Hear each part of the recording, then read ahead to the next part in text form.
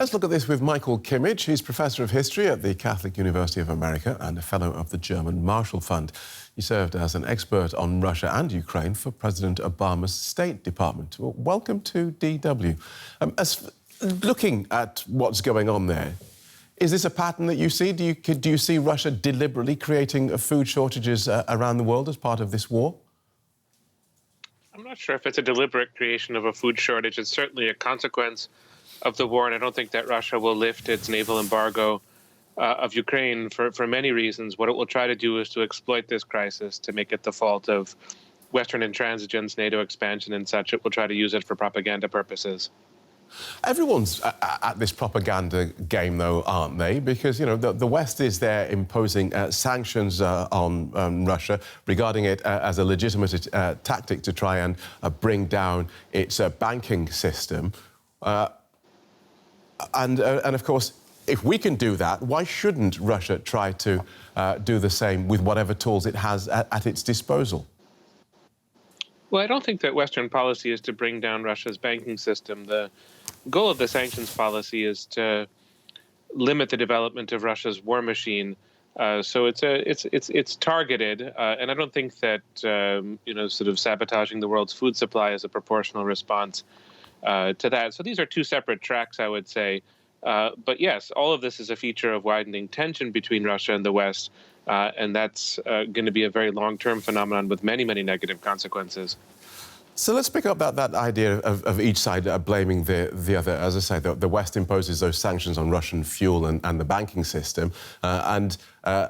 Russia and its apologists and its friends say, well, this is the West side. So we'll hear from China's permanent representative to the United Nations, Zhang Jun. Weaponizing economic interdependence will only create artificial difficulties and amplify local risks. We call for the lifting of unilateral sanctions and restrictions on food production and exports as soon as possible, so as to stabilize and smooth food production and supply.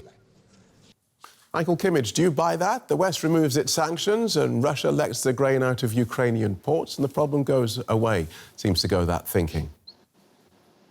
It doesn't really make any sense from a Western point of view.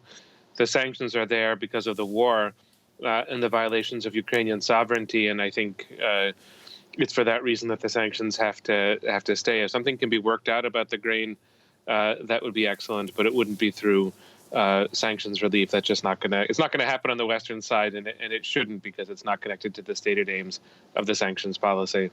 Okay, so both sides say it's your fault and we're not moving. I wonder if you could just expand on an idea that was touched on in our report, that Russia could also withhold its own wheat from the market for political gain. Because on the face of it, this seems like the last thing that a cash-strapped, severely sanctioned country with limited access to international markets would do. It's very true. It doesn't seem like there's any reputational gain in Russia in doing that. They would just seem a less reliable supplier of grain to those parts of the world that consume Russian grain. So it would be an odd policy, unless the Russian calculation is that this instability that the global grain shortage is going to cause, that the instability is so useful to Russia that it would do it for that sake. But that, seems like a very unusual policy, putting it mildly. Well, this has been an unusual conflict, hasn't it? Because on the one side, OK, we have what we understand. We have the bombs and the bullets flying. But on the other, we have all these other weapons being used, whether it be the food or fuel and the rest of it. We're in this so-called hybrid warfare. Have you seen its like before? No, I think that this is a very perplexing war.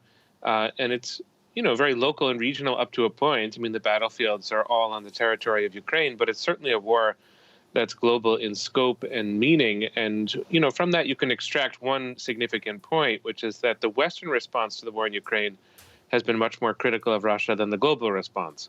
So that's certainly something that Russia is going to try to turn to its advantage, and that may be where some of this grain politics comes into play. And it's interesting that the battle lines, as it were, in terms of who's for and against Russia aren't clear. You look at countries like India or indeed Turkey, which has interests on both sides of this. No, that's correct. Also, Brazil, South Africa, and most importantly, China. I don't think any of these countries really strongly supports the war or thinks that the war is a good idea. But at the same time, they don't strongly oppose it. They're not a part of the sanctions regime, and they are trying to operate in their individual ways to benefit at times from being either in between or closer to the Russian side. So it's a very important part of the picture. And one of the things that has perplexed lots of observers has been the lack of what would appear to be a cyber response, because Russia's been accused of exploiting tactics in cyberspace for years, disrupting elections and referendums in foreign countries. Yet we don't appear to have seen so much of this in this current hot war. Why do you think that is? Well, not yet. I mean, don't forget that it's early days for this war. It's about 2.5 months old, so we'll see what the future brings in this regard. I think that there's one clear explanation, which is that Russia has undermined a lot of the political support that it had before the war, so it doesn't have as much to work with now in terms of information meddling, political meddling and such. But where I would anticipate cyber attacks in the future would be on critical infrastructure in places like Poland, the Baltic republics, or perhaps Germany or the United States. I don't think that that's science fiction at all. It's a probable outcome if the war continues to escalate. And a very material way that this has sort of spread out. We've seen Russia switch off gas supplies to Poland and Bulgaria, and Finland is next on the list from Saturday. Why do you think Russia has picked those particular targets? Well, Finland we know, but why start with Bulgaria and Poland when there are bigger, fatter fish like Germany or Hungary? Well, Poland has been, really front and center with this crisis. It's taken in a very large number of refugees, and Poland is the country from which weapons are flowing into Ukraine. So I think it's just a target for Russian animosity. And then in other countries, it's degrees of vulnerability and degrees of leverage. Germany may be vulnerable, but it still has lots of leverage. Bulgaria is in a different situation. Good talk. Could you thank you so much for joining us, Michael Kimmage from the Catholic University of America and the German Marshall Fund. Thank you for having me.